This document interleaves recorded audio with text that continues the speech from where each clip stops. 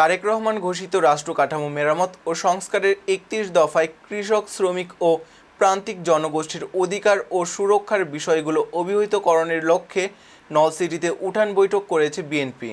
সোমবার ১৩ অক্টোবর উপজেলার দপদপিয়া ইউনিয়ন বিএনপির আয়োজনে স্থানীয় কয়ারচর ইউনিয়ন বিএনপির সভাপতি নান্টু মল্লিকের সভাপতিত্বে এতে প্রধান অতিথি ছিলেন ঝালকাঠি জেলা বিএনপির সদস্য সচিব ও জেলা আইনজীবী সমিতির সভাপতি অ্যাডভোকেট শাহাদাত হোসেন। কয়ারচর ইউনিয়ন বিএনপির সাধারণ সম্পাদক জহিরুল ইসলাম রিমন আকন্দের সঞ্চালনায় উঠান বৈঠকে আরও উপস্থিত ছিলেন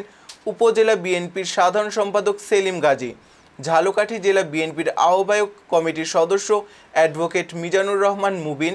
উপজেলা বিএনপির সিনিয়র সহসভাপতি জুলফিকার আলী বিশ্বাস, ঝালকাঠি সদর উপজেলার বিএনপির সিনিয়র যুগ্ম সম্পাদক আনিসুজ্জামান চপল, পৌর বিএনপির যুগ্ম সম্পাদক আব্দুর রাজ্জাক রনি, নলছিটি উপজেলা বিএনপির সাংগঠনিক সম্পাদক মাসুম শরীফ, সরদার মোহাম্মদ মহিউদ্দিন মঈন সহ